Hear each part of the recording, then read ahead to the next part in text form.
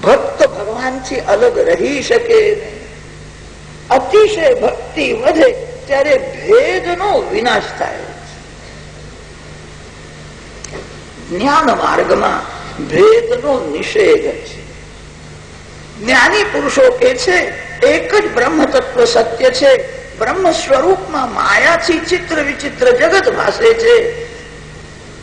ભેદનો નિષેધ છે. એક જ બ્રહ્મ તત્વ સત્ય છે.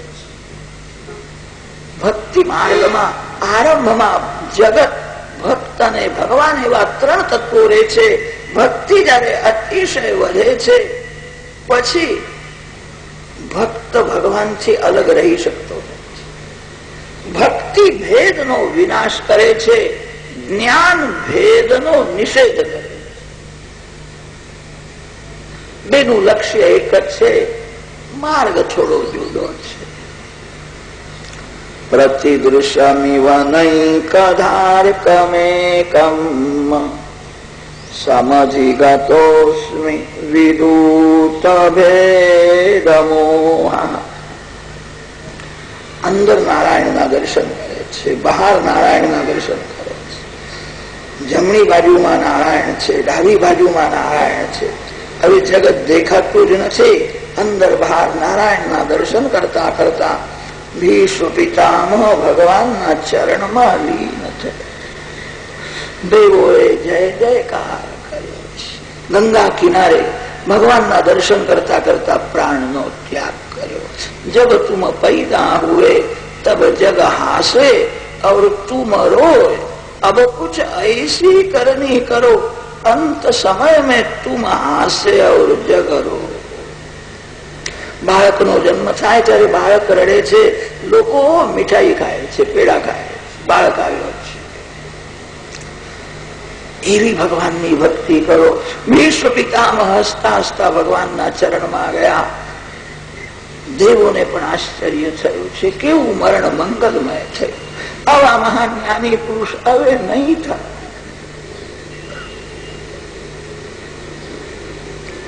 ધર્મરાજ્યની સ્થાપના કરી છે. શ્રી કૃષ્ણ ભગવાન દ્વારકા પધારે છે. દ્વારકાના યાદવોને દર્શનની મિલનની તીવ્ર ઈચ્છા હતી. અનેક સ્વરૂપ પ્રગટ કરીને એક જ સમયે ભગવાન બધાને મળ્યા. બધાને એવો આનંદ આપ્યો છે. બધાને એમ થાય છે મારા ઉપર બહુ પ્રેમ છે. પ્રથમ મને મળ્યા, મને પૂછ્યું શરીર તો સારું છે ને, ઘરમાં આનંદ છે, મારા ઉપર બહુ કૃપા છે. એક જ સમયે બધાને ભગવાન મળ્યા છે. 100,000 રાણીઓને મળ્યા છે. રાણીને કહ્યું છે પહેલો હું તારા ઘેર જ આવ્યો છું, હવે હું બીજા ઠેકાણે જઈ. બધાને એમ થાય છે મારા ઉપર બહુ પ્રેમ. આજ ઘણા દિવસો પછી શ્રી કૃષ્ણ ભગવાન દ્વારકામાં આવ્યા છે. રાણીઓ સેવામાં છે. તે સમયે કામદેવ બાણ મારે છે. કોઈ તાંબુ અર્પણ કરે છે, કોઈ ચરણની સેવા કરે છે. કામદેવને એવું થયું આજે કદાચ મારી જીત થશે. એકાંતમાં સુંદર રાણી ભગવાનની સેવામાં છે અને કામદેવ બાણ મારે છે. યસ્યેન્દ્રિયમ વિમથિતુમ કુહકૈર ન શેકો. હાવ ભાવથી ભગવાનને વશ કરવાનો પ્રયત્ન કરે છે. શ્રી કૃષ્ણ નિર્વિકાર છે. શ્રી કૃષ્ણને કામનો સ્પર્શ થયો નથી. કામદેવને આશ્ચર્ય થયું છે આ જ ઈશ્વર છે. જેને કામનો સ્પર્શ થાય એ જીવ છે. જેને કોઈ દિવસ કામનો સ્પર્શ થતો નથી એ જ ઈશ્વર છે. એકાંતમાં અનેક રાણીઓ સેવા કરે છે અને કામદેવ બાણ મારે છે. શ્રી કૃષ્ણ પૂર્ણ નિર્વિકાર છે. શ્રી કૃષ્ણ દેવ નથી, પરમાત્મા છે. 11મા અધ્યાયમાં શ્રી કૃષ્ણ દ્વારકામાં આવ્યા છે તે કથા છે. 12મા અધ્યાયમાં પરીક્ષિતના જન્મની કથા. પવિત્ર સમયે પરીક્ષિતનો જન્મ થયો છે. જન્મ થયા પછી બાળકને યાદ આવે છે, માના પેટમાં હું હતો ત્યારે એક 4 હાથ વાળો તેજસ્વી પુરુષ મેં જોયો છે. એ ક્યાં છે? કોઈ પણ આવે તો બાળક એને બારકાઈથી જુએ છે. આ નથી. મારા પેટમાં મને એક દિવ્ય પુરુષના દર્શન થયા. સર્વમાં જે ભગવાનને શોધે છે, જે સર્વમાં ભગવાનને જુએ છે, પરિતઃ ઈક્ષતે. પરીક્ષિત નામ રાખ્યું છે. બ્રાહ્મણોએ બધું ભવિષ્ય વર્ણન કર્યું છે. 12મા અધ્યાયમાં પરીક્ષિતના જન્મની કથા છે. 13મા અધ્યાયમાં ધૃતરાષ્ટ્રના મોક્ષનું વર્ણન આવ્યું. વિદુરજીનો ધૃતરાષ્ટ્રને સત્સંગ થયો છે. વિદુરજી ધૃતરાષ્ટ્રને સાવધાન કરે છે, તારા મુખમાં મૃત્યુની છાયા દેખાય છે. હવે તારું મરણ થવાનું છે. આ ઘરમાં તારી બહુ મમતા છે. આ ઘરમાં તારે ફરીથી જન્મ લેવો છે. ભીમસેનને તે ઝેરના લાડુ ખવડાવ્યા. તે ભીમના ઘરમાં ખાંડના લાડુ ખાતા તને શરમ આવતી નથી? પાંડવ તો ધર્મની મૂર્તિ છે. તારા વેરનો બદલો પ્રેમથી આપે છે. તને કઈ અક્કલ છે કે નહીં? તારા મુખમાં મૃત્યુની છાયા દેખાય. મરણ સમીપમાં છે. ધૃતરાષ્ટ્રે કહ્યું, મને ખરાબ સ્વપ્ન દેખાય છે. હું સમજી ગયો છું મરણ સમીપમાં છે. હું શું કરું? હું આંધળો છું. ક્યાં જાઉં? વિદુરજીએ કહ્યું, હું તને લઈ જઈશ. રાત્રિના સમયે વિદુરજી ધૃતરાષ્ટ્રને લઈને ગંગા કિનારે આવ્યા છે. હરિદ્વારથી આગળ જાઓ, સપ્તસ્રોત નામનું તીર્થ છે, જ્યાં ગંગાજીની 7 ધારાઓ પ્રગટ થઈ. હિમાલયમાંથી શ્રી ગંગા મૈયા દોડતા દોડતા જાય, વેગમાં દોડે છે. માર્ગમાં 7 ઋષિઓ બેઠા હતા. 7 ઋષિઓ ઉભા થયા. શ્રી ગંગા માની સ્તુતિ કરવા લાગ્યા. માં, મારા આશ્રમમાં. ગંગાજીએ 7 ધારાઓ પ્રગટ કરી.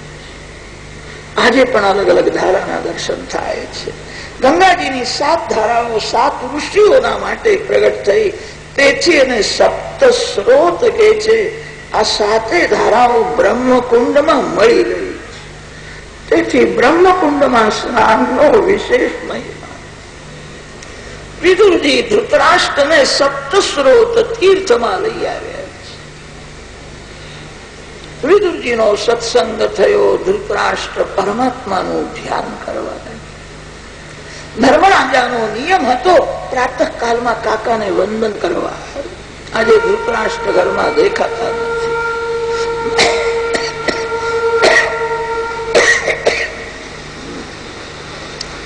એમના 100 છોકરાઓ માર્યા. એ બહુ દુઃખી થયા છે. એમને મેં બહુ ત્રાસ આપ્યો છે. કઈ આત્મહત્યા કરવા તો ગયા નથી. ધર્મરાજાને શંકા થઈ, મારા કાકાનો પત્તો ન લાગે ત્યાં સુધી મારે પાણી પીવું નથી. ભગવાનના ભક્તો જયારે દુઃખી થાય છે ત્યારે પરમાત્માની પ્રેરણાથી વિના નિમંત્રણ સંત એમના ઘેર જાય. નારદજી મહારાજ આવ્યા. નારદજી ધર્મરાજાને સમજાવે છે, કાકાજીની બહુ સેવા કરી, તમારી ફરજ બજાવો, કર્તવ્ય કર્મનું પાલન કરો. મમતા કોઈ માનવમાં રાખશો નહીં. જે માનવમાં મમતા રાખેનું મન બગડે છે. મમતા એ જ મલિનતા છે. મમતા ભગવાનમાં રાખ. હું ભગવાનનો અને ભગવાન મારા. કર્તવ્ય કર્મનું પાલન કરો. કોઈ સ્ત્રીમાં પુરુષમાં જે મમતા રાખે એનું મન બગડે, મરણ બગડે છે. કેટલાક લોકો એવા હોય છે, અંતકાલમાં મૃત્યુની શૈયામાં પણ એમને કુટુંબની મમતા રહી જાય છે. દીકરીનું શું થશે, બાળાભાઈનું શું થશે, અરે મર્યા પછી તારું શું થવાનું છે? કોઈ દિવસ વિચાર કર્યો છે મર્યા પછી હું ક્યાં જઈશ?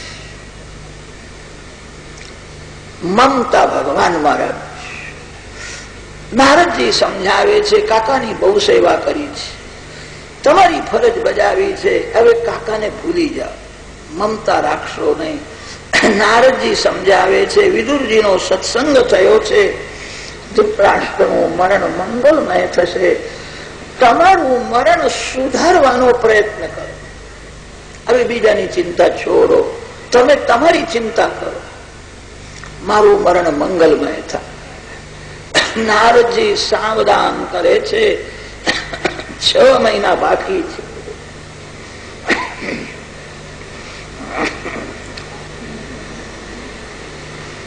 છ મહિના પછી દ્વાપર યુગની સમાપ્તિ થશે, કલિયુગનો આરંભ થશે. કલિયુગમાં તમે રહેશો નહીં, હિમાલયમાં પ્રયાણ કરો. નારદજી ધર્મરાજાને સાવધાન કરીને ગયા છે. 6 મહિના પૂરા થયા પછી ધર્મરાજાને કલિયુગના લક્ષણો બધા દેખાયા છે. લોકો હવે જુઠ્ઠું બોલવા લાગ્યા. જીવનમાં એક વાર હું જુઠ્ઠું બોલ્યો, મને હજુ પશ્ચાતાપ થાય છે. હવે લોકોને પાપ કરતા જરા પણ બીક લાગતી નથી. મારા ધર્મ રાજ્યમાં ચોરી થતી નહોતી, હવે ચોરીઓ બહુ થાય. કલિયુગમાં આવું થશે. સ્ત્રી ઘર છોડીને બહાર બહુ ફરે ને તો ઘર બગડે છે. ઘરના બધા જીવોમાં ભગવાનના દર્શન કરે. સ્ત્રી બહાર બહુ ફરે ને, સ્ત્રી બહુ બહાર ફરે તો એનું જીવન બગડે, એનું ઘર બગડી જાય. મારાથી આ જોવાતું નથી. આવું તો બધું કલિયુગમાં થવાનું છે. ભીમસેન સાથે વાતો કરે છે. અર્જુન દ્વારકાથી આવી જાય તો હિમાલયમાં પ્રયાણ કરીશું. તે સમયે અર્જુન દ્વારકાથી આવ્યા છે. ધર્મરાજ એકનું નામ લઈને કુશલ સમાચાર પૂછે છે. શ્રી કૃષ્ણ ભગવાન કોઈ વખત મને યાદ કરે છે. અર્જુન રડવા લાગે. કોનું કુશલ? ભગવાન સ્વધામમાં. શ્રી કૃષ્ણ વિયોગમાં ભગવાનના એક એક ઉપકારનું સ્મરણ થાય છે. મારા ઉપર બહુ પ્રેમ હતો, હું એમને બરાબર ઓળખી શક્યો નહીં. મને એક વાર કહ્યું હતું, અર્જુન તું મને બહુ વાલો લાગે છે, તારે જે માગવું હોય તે તું માગ. મારી બુદ્ધિ બગડી હતી, મેં માગ્યું કે યુદ્ધમાં મારી જીત થાય. મને માગતા આવડ્યું નહીં. આજે મને વિશ્વાસ થયો મારામાં જે શક્તિ હતી તે મારી નહોતી, ભગવાન. ભગવાન સ્વધામમાં ગયા છે. માર્ગમાં હું આવતો હતો ત્યારે કાબાઓએ મને બહુ માર્યો છે, મને લૂંટી લીધો છે. મારી શક્તિ ક્યાં ગઈ? કોઈ દિવસ મારી હાર થઈ. એ શક્તિ મારી નહોતી, ભગવાનની. ભગવાનના એક એક ઉપકારનું સ્મરણ કરી અર્જુન મનને શુદ્ધ કરે છે. શ્રી કૃષ્ણ વિના જીવન વ્યર્થ છે. હવે આ જગતમાં રહેવું જ નથી. પંચ પાંડવ દ્રૌપદી સાથે હિમાલયમાં પ્રયાણ કરે છે. કેદારનાથની પાંડવોએ પૂજા કરી છે.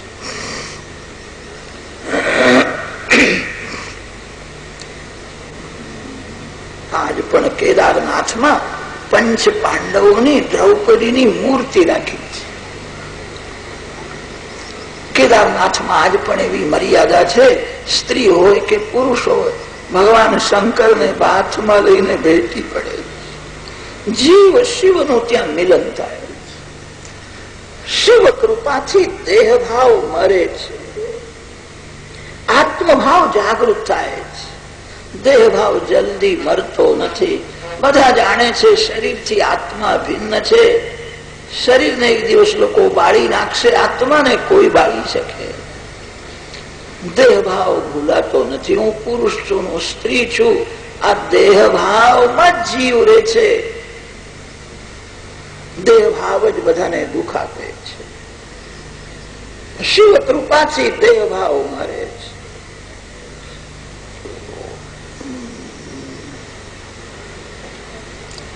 સાધારણ જ્ઞાનથી ભક્તિથી દેહ ભાવ મરતો નથી. હું પુરુષ છું, સ્ત્રી છું, આ શરીરનું સુખ મારું સુખ છે. આ જ દેહ ભાવ છે.